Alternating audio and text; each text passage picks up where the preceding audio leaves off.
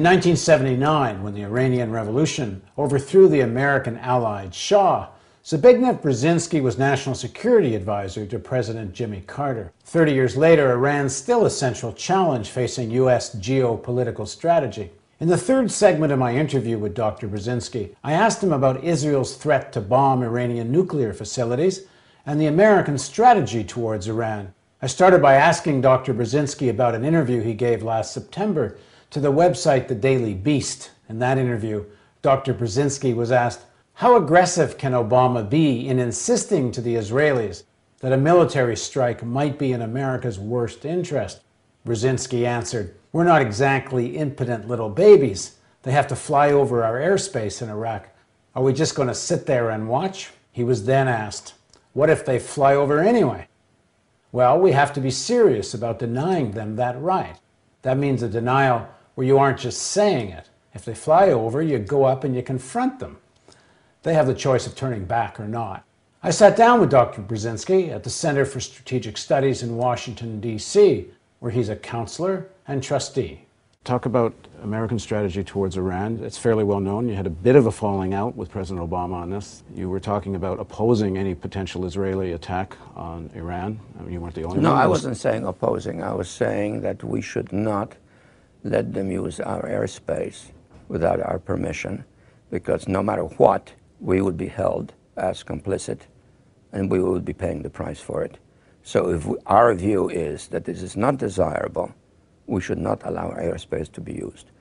If we want it to be used, fine, but let's be clear about it. It's not a good idea to stumble into a war regarding which you're ambivalent. That has to be made, that decision has to be made with open eyes. But my view on Iran is that we have to be patient and that deterrence can work. We don't need to increase the scale of the conflict in the region that we have been discussing, because an increase in that conflict involving the Iranians in a collision with us would make our task in Afghanistan absolutely impossible, would probably reignite the conflict in Iraq, would set the Persian Gulf ablaze, would increase the price of oil twofold, threefold, fourfold, and Americans would be paying $5, $6 a gallon at the gas stations. Europe would become even more dependent on the Soviet Union for energy.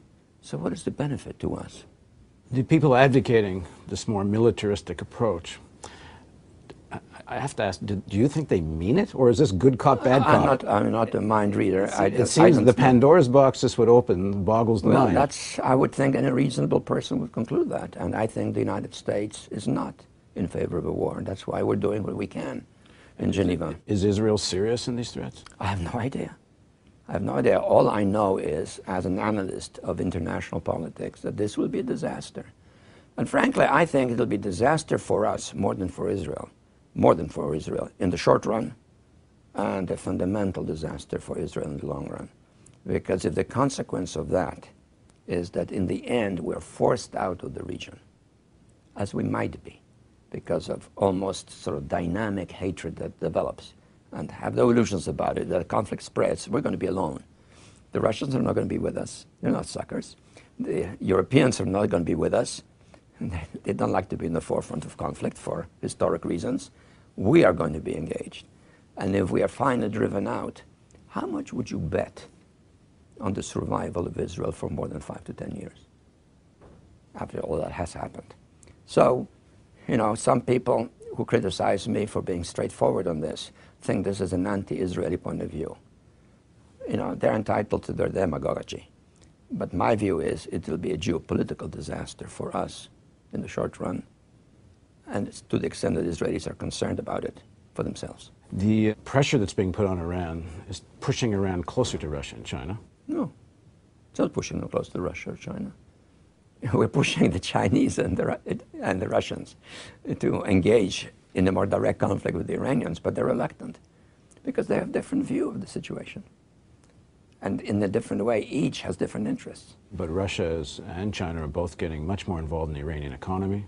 Iran comes to the Shanghai Cooperation Agreement meetings. No, wait a second. The Chinese are getting more involved in Iranian economy because they need energy. And they're not going to be particularly grateful if we produce a conflict in the region. And that will also affect them. And what consequences that might have for the world economy is hard to predict.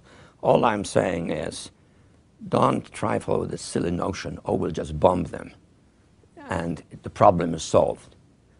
It's a false analogy, and historically, there's one fundamental lesson we shouldn't forget. Stalin and the Soviet Union was more of a threat than Iran ever will be, and yet we deterred it. Mao Zedong talked of a nuclear war which might kill 300 million people, and so what? And we didn't have a war with the Chinese. Why should we act like crazies in dealing with Iran? Thanks very much. Thank you very much. Thank you for joining us on the Real News Network.